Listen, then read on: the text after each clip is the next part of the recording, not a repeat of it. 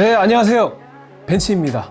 자, 오늘도 제가 기분이 좀 좋아요. 왜냐면 이제 그래픽카드를 들고 왔기 때문인데, 워낙 제가 게임을 좋아하기도 해서 좀 자연스럽게 그래픽카드를 제일 좋아하는 것 같습니다. 지금 보고 계신 이 제품은 이제 기가바이트 제품이고요. 기가바이트인데 어로스는 아니에요. 네, 어로스 브랜드가 빠져 있어요. 그래서 기본형 모델이고요. 하지만 안에 들어있는 이 GPU는 굉장히 강력한 놈입니다. 현재 엔비디아 지포스에서 탑을 찍고 있는, 성능상 탑을 찍고 있는 RTX 3090 Ti고요. 뭐 비단 지포스에 한정하지 않더라도 외장형 그래픽카드 중에서는 이제 RTX 3090 Ti가 가장 높은 성능을 지녔다라고 봐도 무방합니다. 그래서 모델명은 기가바이트 지포스 RTX 3090 Ti 게이밍 OC 모델이 되겠습니다. 자, 바로 본론으로 들어가 볼게요. 자, 일단은 게이밍 제품, 기가바이트 게이밍 제품이라서 아주 유구한 역사를 자랑하는 로봇 모양의 눈깔, 메카닉 눈깔 디자인이 적용되어 있습니다.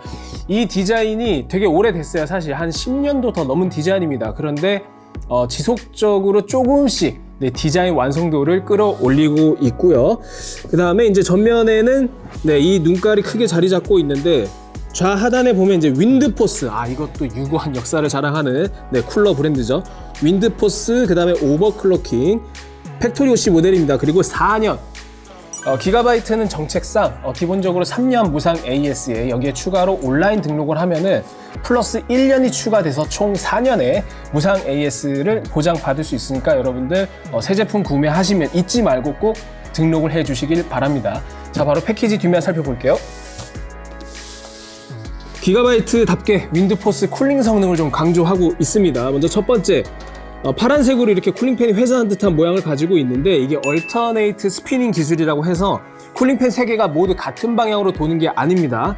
가운데 쿨링팬만 역방향으로 돌아요. 그래서 역방향으로 돌기 때문에 어떤 효과가 있느냐, 모두 같은 방향으로 돌게 되면 뭐 이제 이론상으로는 난류 발생도 쉽고, 그 다음에 히트싱크로 쏘아지는, 흡입되는 공기가 조금 더 분산되기 때문에 이렇게 역방향으로 설계가 되면 공기의 직진성이 좋아진다고 합니다. 그래서 직진성이 좋아지니까 히트싱크로 흡입되는 공기 효율도 좋아지고, 결과적으로 쿨링 능력에 조금 더 큰 도움을 줄 수 있겠죠. 그런 기술이 적용됐다고 보시면 되고, 이거는 기가바이트뿐만 아니라 타 제조사에서도 요새는 많이 적용하고 있는 그런 기술입니다. 그리고 베이퍼 챔버가 적용됐어요. 이게 90 Ti 게이밍에 적용된 기술이고, 기존의 90 노멀에서는 베이퍼 챔버가 적용되지 않았는데 다시 베이퍼 챔버가 적용되어 있습니다. 아무래도 90 Ti의 소비 전력이 워낙 높다 보니까 관련해서 어떻게든 쿨링이 잘 될 수 있는 기술들은 모두 다 최선을 다해서 때려 넣었다, 이렇게 이해하시면 되고, 그 다음에 스크린 쿨링, 이것도 중요한 기능인데, 이제 히트싱크 면적을 완전히 백플레이트 쪽에 구멍을 뚫어 가지고 공기가 패스스루 될 수 있도록, 열 배출이 잘 일어날 수 있도록 설계를 취했다, 이렇게 보시면 되고, 여기 백플레이트 사진 보시면 바로 티가 나죠. 굉장히 광범위하게 구멍이 뚫려 있습니다. 보통 여기는 여러 제조사에서 이제 멋을 부리느라고 조금 가리기도 하고 뭐 여러 가지 형태로 디자인을 가미하는데, 기가바이트는 그런 거 없습니다. 그냥 노박구로 그냥 구멍을 크게 뚫어놨어요. 뭐 디자인적으로는 너무 공허하거나 휑해 보일 수는 있지만 사실 공기역학적인 관점에서는 이게 최고입니다. 그리고 더블볼 베어링, 더블볼 베어링 채택해서 이제 쿨링팬 수명에 도움을 줄 수 있겠죠. 그리고 보너스로 그래픽카드 지지대를 동봉하고 있습니다. 그래픽카드 지지대를 기본 제공하는 건 아주 마음에 드네요. 자, 그러면 이제 바로 박스 열어서 언박싱 시작하도록 하겠습니다. 자, 300 Ti 수명이 얼마나 될지 모르겠지만, 왜냐하면 차세대 그래픽카드 출시가 머지 않았을 거라 생각이 되니까요. 하지만 현 시점에서 가장 좋은 성능을 보이는 것은 맞습니다. 자, 박스 열면은 상판에 제품 보호 겸, 그 다음에 뭐 안에 매뉴얼이나 그런 거 들어있을 것 같은 봉투가 있고요. 그 다음에 그래픽카드 본체가 이렇게 담겨 있습니다. 이렇게 있고, 보기만 해도 후덜덜한 무서운 8핀 3개짜리 보조 전원 젠더가 있고요. 그 다음에 여기 보시면 그래픽카드 지지대가 이렇게 있습니다. 제가 이거 한번 조립을 해볼게요. 파트를 열어서 3단봉처럼 파트가 기둥이 3개로 나눠져 있네요. 자, 이건 내려놓고 자, 그래픽카드 지지대 뭐 조립하는 거야 천하 쉽죠. 이렇게 그냥 조여주면 됩니다. 그래픽카드 지지대 기본으로 안 주는 친구들도 있어가지고 조금 아쉬울 때가 있는데 이렇게 기본으로 제공해주면 좋잖아요. 그리고 어느 정도 브랜드 감성이랑 깔맞춤도 되고요. 그리고 그래픽카드 표면에 상처가 나면 안 되기 때문에 이렇게 충격 방지 패드, 충격 완화 패드가 이렇게 또 고무 형태인 것 같아요. 고무 재질. 네, 이렇게 좀 마련이 되어 있습니다. 이쪽에도 네, 미끄럼 방지 겸 충격 완화 고무 패드가 부착이 되어 있습니다. 요거 칭찬하고 싶고요. 자, 그 다음에 이제 매뉴얼을 볼게요. 기가바이트가 제가 느끼기로는 한국 시장을 좀 신경을 써주는 걸로 아는데, 근데 사실 그래픽카드 쪽은 이제 매뉴얼이 비중 있게, 그러니까 보드처럼 비중 있게 다뤄지진 않기 때문에 뭐 굳이 자세한 설명은 제공하지 않습니다. 대부분의 제휴사들이. 네, 퀵서치 가이드는 이제 다국어로 제공을 하고 있는데 여기에는 그래도 네, 한국어로 지원이 되고 있습니다. 여기 보이시죠? 한국어, 하드웨어 인스톨, 파워 케이블 및 전원을 제거해 주세요. 뭐 블라블라 이렇게 한국어로 제공이 되고 있습니다. 그리고 그래픽카드 지지대를 제공하고 있기 때문에 실제로 본체에 조립을 할 때 어떻게 사용하면 되는지 이렇게 제가 거꾸로 들었네. 간략하게 그림을 통해서 네, 가이드가 이렇게 제공하고 있어요. 네, 요런 성의도 뭐 괜찮고요. 그리고 이제 아까 제가 패키지 보면서 설명드렸던 4년 워런티 제공. 그래서 이제 간단한 안내 책자를 같이 제공하고 있습니다. 네, QR코드 찍으면은 사이트로 이동할 수 있겠죠? 그래서 기가바이트 그래픽카드 구매하신 분들은 반드시 잊지 말고 요거 구매 후에 30일 이전에 등록을 해야 된다고 합니다. 그러니까 잊지 마시고 꼭 등록을 해 주세요. 그래픽카드 비싸잖아요. 자, 이제 본체 열어봐야죠. 무거워. 요새 그래픽카드는 네, 정말 무겁습니다. 자, 요게 흉기가 아니고 네, 그래픽카드입니다. 기가바이트 RTX 3090 Ti 게이밍 OC고요. 어로스 모델이 아닙니다. 기본형이 게이밍 OC 모델이고요. 일단 덩치가 상당히 커졌어요. 이 쿨러는 제탄 쿨러가 아니고 3090 게이밍 OC와는 좀 다른 쿨러입니다. 조금 더 히트싱크도 거대해졌고 하우징 설계도 달라졌어요. 일단 거대한 3팬 쿨러가 들어오는데 기가바이트는 이걸 역시 윈드포스 3X 쿨러라고 명명하고 있고요. 100mm 쿨러 3개가 이렇게 탑재가 되어 있습니다. 그리고 얼터네이트 스피닝 기술을 지원하기 때문에 여기 보시면 가장 왼쪽, 가장 오른쪽에 있는 쿨러는 왼쪽으로 이렇게 회전을 하지만 가운데 있는 쿨러는 오른쪽으로 회전을 합니다. 그래서 서로 간에 어떤 난류를 방지하고 공기가 들어왔을 때 사방으로 방사되는 현상을 좀 최소화해주는 그런 역할을 기대할 수 있겠죠. 지금 표면에, 하우징 표면에 필름이 붙여져 있는데 이 필름을 한번 제거를 해볼까요? 네, 이렇게 보호 필름이 부착되어 있는데 이거를 뭐 안 떼고 그냥 사용하신 분들도 계신데 뭐 본인 자유죠. 근데 저는 이런 거 다 떼버립니다. 자, 무난해요. 무난하고 솔직히 말씀드리면 디자인이 뭔가 개성 넘치고 완성도 있고 너무 멋있고 그런 느낌은 아닙니다. 기본적으로 그냥 기능성에 충실한 그런 디자인이라고 볼 수 있고 이런 거 어디서 느낄 수 있냐면 측면 디자인에서 그런 고유의 감성을 듬뿍 느낄 수 있어요. 나는 멋부리지 않았어. 그냥 본연의 기능에 충실할 거야 라고 말해주는 듯한 아주 심플한 구성이에요. 지금 보시면 왼쪽에 기가바이트 로고 있고 오른쪽에 지포스 RTX 로고가 있는데 LED도 안 나옵니다. 네, LED도 전혀 안 나오고 그리고 이 노출된 영역에는 정말 어떻게든 방열 면적을 최대화하려는 의지가 느껴지는 히트싱크가 이렇게 눈에 들어와요.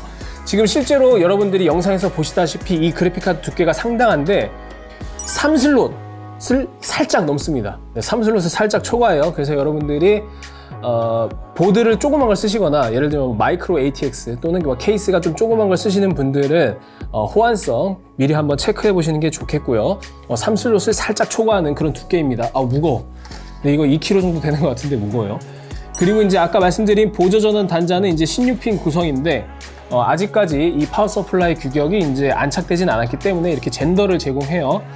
그래서 요거를 이렇게 꼽으시면 딱 맞게 꼽아집니다. 그리고 여러분들 파워 서플라이에서 나오는 그래픽카드 보조 전원 단자 8핀짜리 3개를 여기에 입력해 주시면 되겠습니다. 기가바이트 지금 게이밍 OC 모델 같은 경우는 제조사 공식 권장 파워 서플라이 출력이 850W인데요. 개인적으로는 안정감을 좀 느끼고 싶다. 그러면 1000W 정도를 추천합니다. 네, 그래픽 카드 때문에 1000W를 추천할 날이 오게 될 줄은 상상도 못했는데 네, 그렇게 됐어요.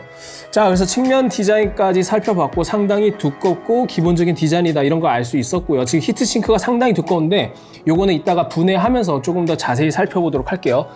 자, 그리고 제가 좀 마음에 들었던 부분이 있습니다. 자, 이제 후면인데 일단 당연히 메탈 백플레이트고요. 메탈 백플레이트인 거 좋고 그 다음에 사실 디자인은 크게 와닿지는 않아요.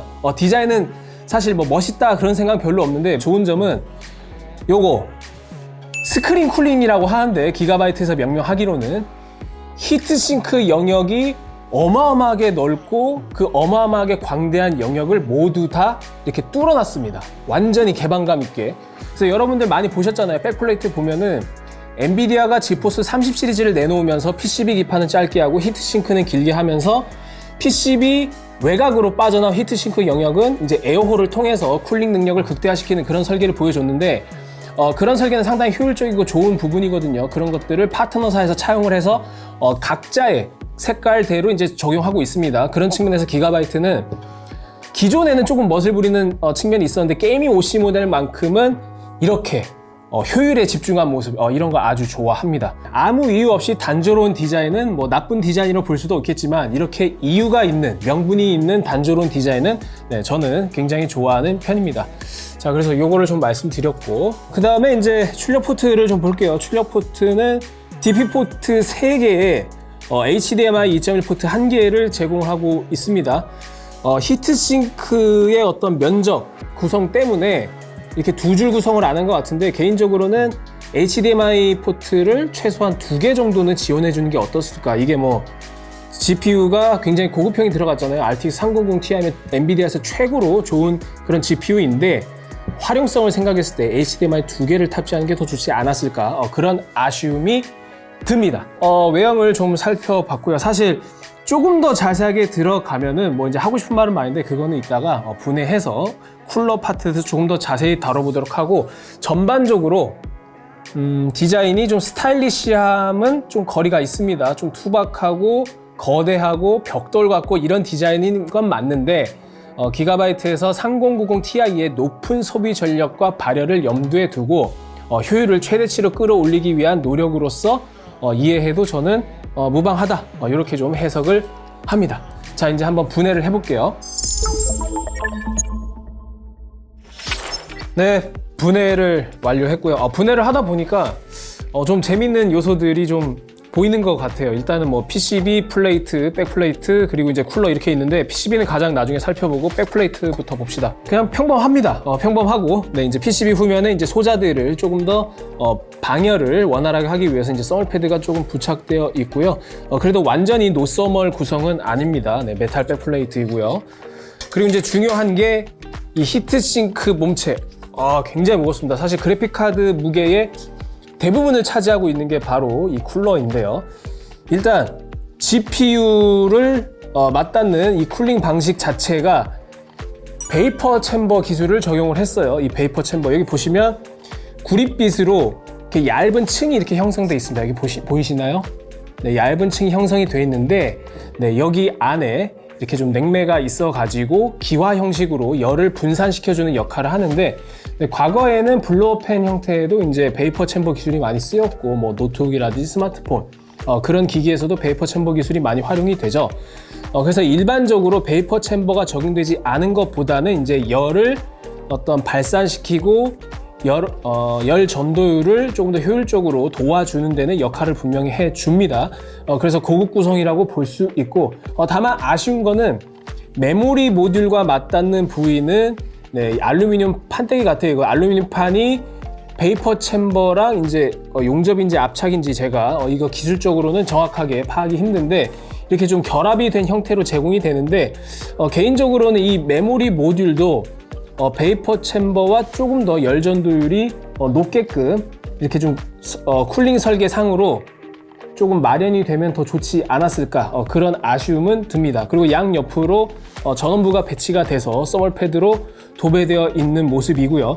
그 다음에 히트 파이프도 이제 안쪽에 가려서 잘 안 보이는데 구리 히트 파이프 8mm짜리가 8개가 박혀 있습니다.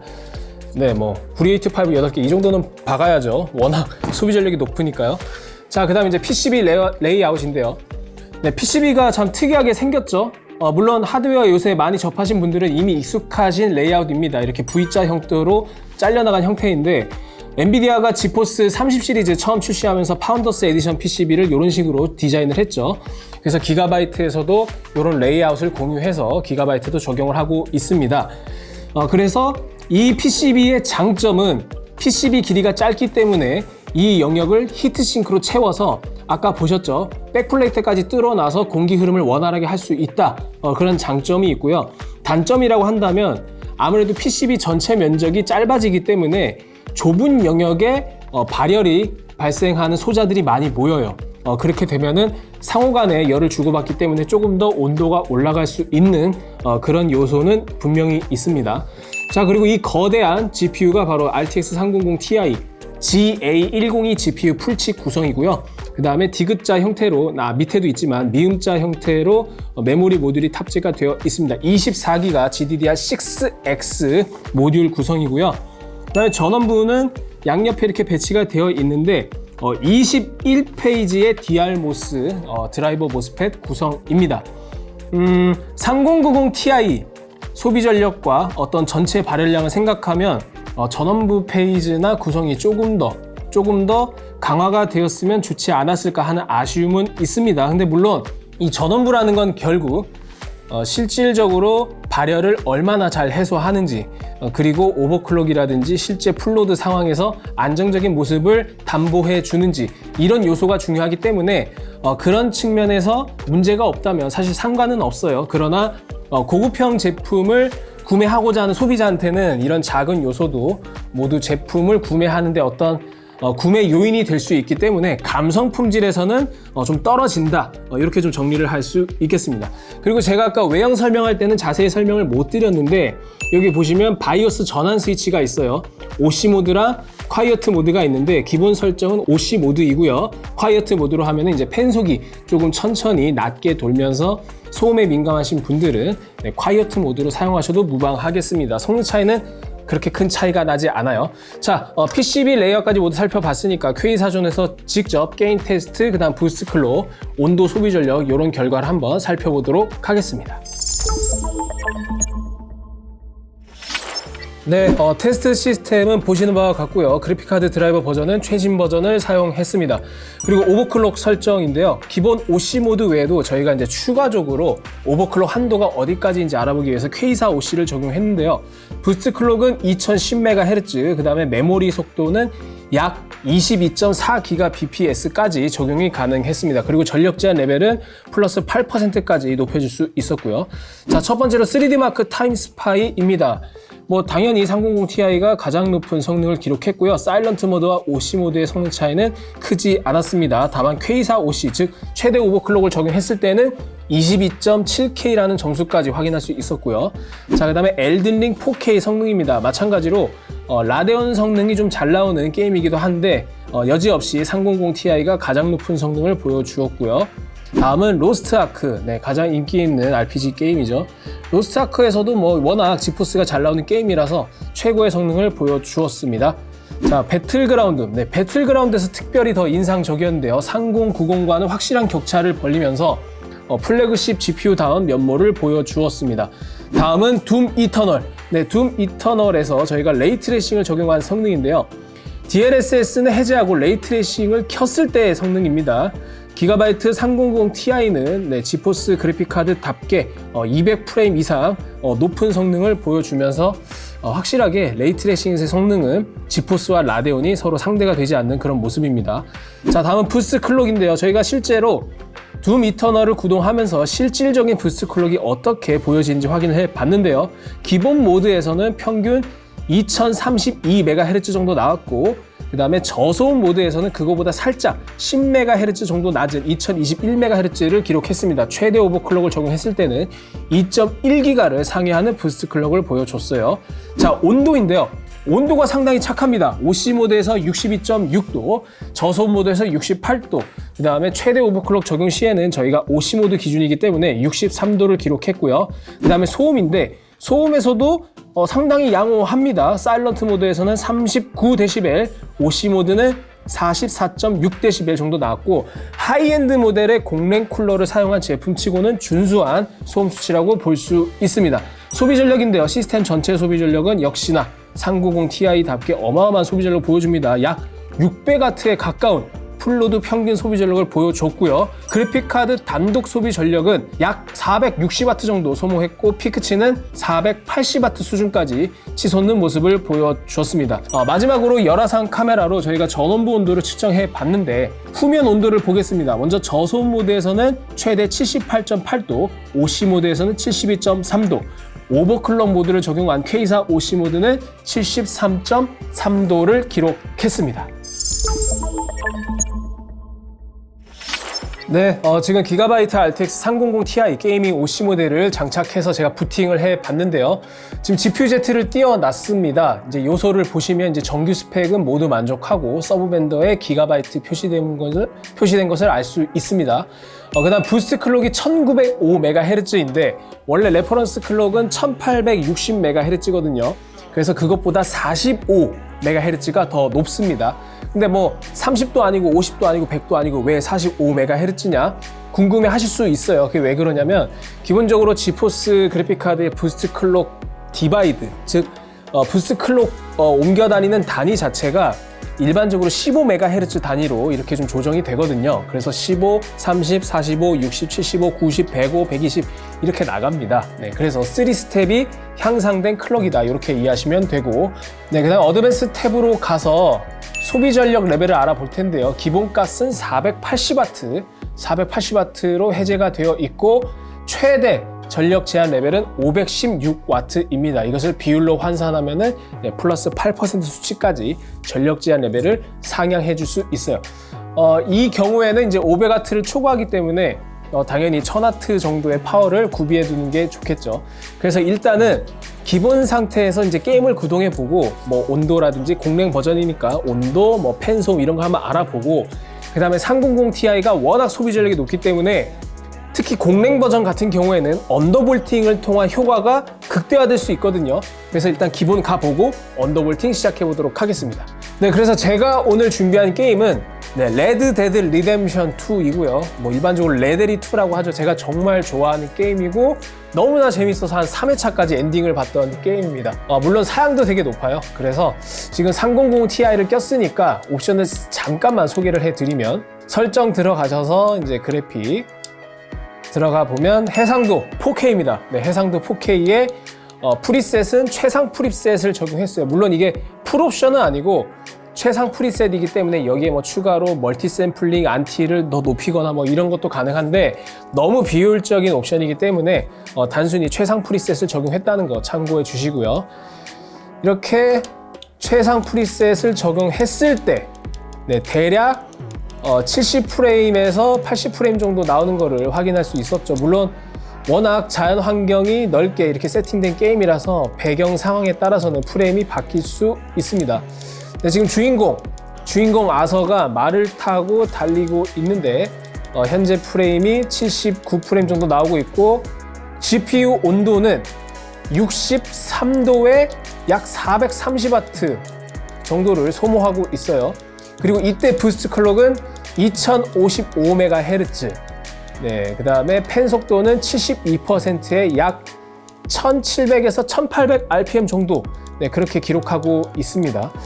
일단은 게임을 켠 지 얼마 되지 않았기 때문에 조금만 더 플레이를 해보면서 온도라든지 펜 속 그리고 부스트 클럭이 어떻게 변하는지 한번 살펴볼게요.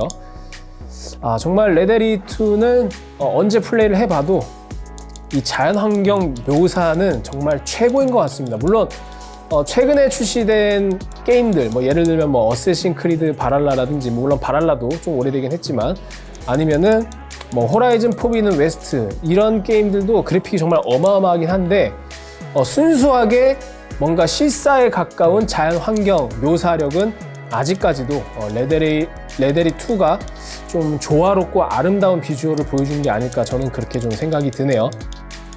자, 일단 플레이를 좀 지속하다 보니까 GPU 온도가 조금 더 높아졌어요. 64도까지 올라갔고요. 소비 전력은 유사합니다. 420W 수준을 유지하고 있고 뭐 부스트 클록도 기본 상태에서도 2000MHz를 넘기고 있습니다. 확실히 300 Ti가 일반적인 90에 비해서는 부스트 클록을 높게 유지할 수 있다는 건 확실한 장점인 것 같아요. 자, 이제 뭐 펜 속도도 더 이상 올라가지 않는 거 보니까 뭐 이 정도 수준에서 저희가 좀 정보를 파악하면 될 것 같고, 이제 언더볼팅을 할 겁니다. 이제 언더볼팅을 어떻게 할 거냐면, 제가 저번 시간에도 언더볼팅에 대해서 간략하게 소개해 드리긴 했는데, 기본적으로 풀로드 시의 GPU 전압이 현재 1.03V에서 1.04V 사이를 왔다 갔다 하거든요. 이거를 미리볼트로 환산하면 뭐 1030에서 1040 이 정도라고 얘기 드릴 수 있는데, 정리를 하면은 전압은 확 낮추고 100ml 이상 낮추고, 그 다음에 부스트 클럭은 한 2스텝 정도 낮추는 거니까 성능이 약간은 떨어질 수 있겠지만, 성능이 떨어지는 것에 비해서 어떤 소비 전력이라든지 발열이라든지 이런 것들은 큰 폭으로 떨어뜨릴 수 있어요.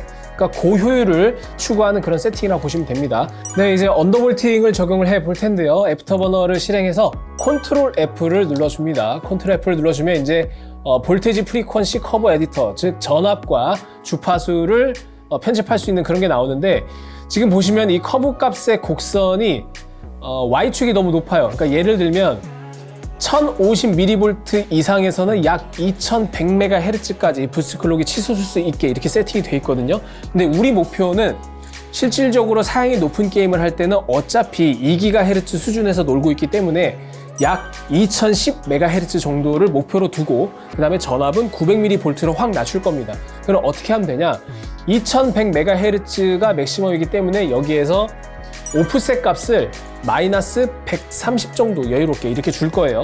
마이너스 130을 적용하고 어플라이를 누르면 이 커브 값이 전반적으로 마이너스 130MHz만큼 낮아집니다. 자, 다시 불러와 볼게요. 네, 기본 값에서 이렇게 Y축이 다 낮아졌잖아요. 그럼 이 상태에서 900mV에 해당하는 Y축의 포인트를 이렇게 찝고 요것을 2010MHz로 세팅을 합니다. 자, 이렇게 쭉 올려주고 2010까지 올린 다음에 엔터를 눌러주시고, 그 다음에 어플라이를 누르면 900mV부터 2010MHz로 고정하는 이런 커브 값을 우리가 설정할 수 있습니다. 이렇게 적용했을 때 레데리의 특징이 어떻게 달라지는지 확인해 보도록 할게요. 자, 게임 화면으로 넘어가서, 자, 커브 값을 끄고 화면을 가리네요. 자, 아까 기본 상태에서는 GPU 온도가 약 64도에서 65도, 그리고 소비 전력이 420W까지 치솟았는데, 일단은 확연히 우리가 알 수 있는 부분은 지금 소비 전력이 많이 다운됐어요. 원래 420W까지도 초과하는 그런 수준이었는데, 지금 330W에서 340W 사이를 이렇게 좀 왔다 갔다 하고 있습니다. 대략적으로 80에서 90W 정도 소비 전력이 절감이 됐겠죠. 그리고 GPU 온도도 64도에서 65도를 보이다가 지금은 온도가 낮아져서 58도를 기록하고 있습니다. 그리고 이때 부스트 클록은 2025MHz를 기록하고 있는데, 우리가 커브 값에서 2010MHz를 적용하더라도 한 스텝, 두 스텝 정도의 클럭은 차이가 날 수 있습니다. 그래서 여러분들이 그런 변수를 고려하시고 조금은 여유롭게 세팅해 주시는 게 좋아요. 그리고 이제 펜 속도도 원래는 71%에서 뭐 1750rpm, 1760rpm 이 정도 수준이었는데, 전반적인 그래픽 카드의 총 소비 전력과 발열량이 낮아지다 보니까 펜 속도 낮아졌습니다. 즉 온도 낮아져, 소비 전력 낮아져, 그 다음에 소음도 낮아져. 이런 측면의 장점을 모두 취할 수 있는 게 바로 언더볼팅의 장점이라고 볼 수 있겠죠. 그리고 구간에 따라 다르긴 한데 확실히 310W 정도까지도 떨어지네요. 네, 전반적으로 훨씬 더 쾌적한 게이밍이 가능하다는 점, 여러분께서 90ti의 소비 전력이 너무 부담스럽다면 이 팁을 꼭 활용하셨으면 좋겠습니다. 기가바이트 RTX 3090 Ti 게이밍 OC 모델을 좀 살펴봤고요. 되게 장단점이 뚜렷한 그래픽카드 같습니다. 일단은 분명히 칭찬할 부분도 있었고 이제 아쉬운 부분도 있었는데, 먼저 칭찬할 부분. 일단 기가바이트가 확실히 이 공랭 쿨러를 설계하고 열 배출하는 어떤 설계를 가진 능력, 이 부분은 정말 인정하고 싶고요. 지금 이 그래픽카드도 윈드포스 3X 가장 진보된 형태를 가지고 있는데, 기가바이트가 윈드포스라는 어떤 자사 고유의 쿨러를 굉장히 오랫동안 개발해 오고 또 적용해 왔습니다. 대략 제가 기억하는 것만 해도 한 최소 12년이 됐어요. 제가 최초로 기억하는 거는 GTX 480 시절이거든요. 지포스 GTX 480 페르미 아키텍처. 그때부터 윈드포스 쿨러를 사용하기 시작했는데 이미 정점에 이르렀고 그 기술력이 충분히 숙성돼 있다, 이런 느낌 받을 수 있었습니다. 실제로 저희가 테스트한 3090 Ti 공랭 쿨러 중에 기가바이트가 단연 탑급입니다. GPU 온도 억제 능력도 그렇고요. 소음도 나쁘지 않았어요. 네, 소음도 시끄러운 편이 아니고 오히려 준수한 편이었고, 이렇게 기술력이 좀 괜찮은 편인데, 이렇게 좋은 능력을 발휘하는 요소는 뭐 여러 가지 이유가 있습니다. 일단 히트싱크가 어마어마하게 크고요. 그 다음에 히트파이프도 8개 때려봤고, 그 다음에 GPU 베이스부에는 이제 베이퍼 챔버도 적용하고, 그 다음에 아까 제가 칭찬했던 이 부분, 스크린 쿨링, 히트싱크 부분을 정말 시원하게 뚫어놨습니다. 네, 그래서 어떤 본연의 공돌이적 감성 영역에서 온도 해소 능력을 중요시하게 생각하시는 분들은 단연 고려할 만한 공랭 제품이 아닌가, 그렇게 생각이 들어요. 좀 감개무량한 게, 우리 그 K사전 사무실에도 되게 옛날 버전의 윈드포스 쿨러가 있거든요. 제가 잠깐 세월의 어떤 흐름을 보여드리기 위해서 잠깐 가져왔는데, 이게 대략 10년 전에 차용했던 기가바이트의 윈드포스 모델입니다. 네, 어마어마하게 차이가 나죠. 그때는 이 정도만 되어도 쿨러가 큰 편이라고 이렇게 생각이 들곤 했는데, 지금은 워낙 소비자력이 높아져가지고 점점 더 제조사들의 어떤 쿨러 설계 능력만 좋아지는 게 아닌가, 그런 생각도 듭니다. 아무튼 그럴 면에서는 좀 칭찬해주고 싶은데, 네, 아쉬운 점은 분명히 있습니다. 너무 공돌이 감성이에요. 아무리 게이밍 OC 제품이라 하더라도 LED가 단 한 개도 없다는 건 좀 허전하긴 합니다. 제가 개인적으로 뭐 RGB LED로 휘황찬란한 모습을 좋아하는 편이 아님에도 LED가 아예 없는 건 좀 허전한 느낌도 들거든요. 그래서 최소한 약간 디자인 포인트가 될 수 있는 LED는 넣어준 게 좋지 않나. 지금 너무 휑하잖아요. 너무 휑하고 너무 단순하고, 심지어 이 부분의 디자인은 투박하기까지 합니다. 너무 투박하고 정말 공돌이가 디자인했나라는 생각이 들 정도로 좀 아쉬운 그런 디자인이라고 볼 수 있어요. 그리고 거기에 추가로 저희가 전원부 온도를 테스트 해보니까 전원부 온도가 문제될 만한 온도는 아닙니다. 충분히. 물론 오버클럭까지 적용하면은 조금 높게 나오긴 하지만, 그게 뭐 90도, 100도 이 정도 수준이 아닙니다. 70도대였기 때문에 전원부 온도로 봤을 때는 나쁜 수준은 아니었지만, 어떤 3090 Ti라는 상징적인 플래그십 제품을 구매하고 고려하는 소비자 입장에서는 전원부 페이지 구성이나 어떤 규모 면에서 조금 부족하지 않나. 21페이지라는 숫자가 충분히 성능 발휘에 문제가 없기는 하지만, 그래도 그런 감성 영역을 채워주는 데는 조금 아쉽지 않나, 그런 생각이 들었습니다. 현재 이 3090 Ti 게이밍 OC 모델은 실제로 다양한 제조사의 3090 Ti 모델 중에서도 조금 저렴한 편에 속하거든요. 그래서 어떤 감성적인 영역보다는 조금 더 실속, 오로지 성능을 추구하시는 분들한테는 확실히 매력적인 선택지가 될 수 있겠고, 그리고 실제로 쿨러 성능도 좋아서 제가 언더볼팅을 통해서 아무래도 공랭 제품이니까 굉장히 드라마틱한 효과를 보지 않을까 싶었는데, 제 기대보다는 드라마틱하지 않았어요. 왜냐? 기본 성능에서도 쿨링 성능이 좋아서. 네, 아무튼 그런 장점이 있는 그래픽 카드였습니다. 네, 이상 벤치였고요. 오늘은 그래픽 카드 살펴봤는데, 앞으로 신제품이 좀 다양하게 많이 나올 것 같습니다. 그래서 더 재밌게 한번 콘텐츠 꾸며보도록 할게요. 다음에 만나겠습니다. 여러분 안녕!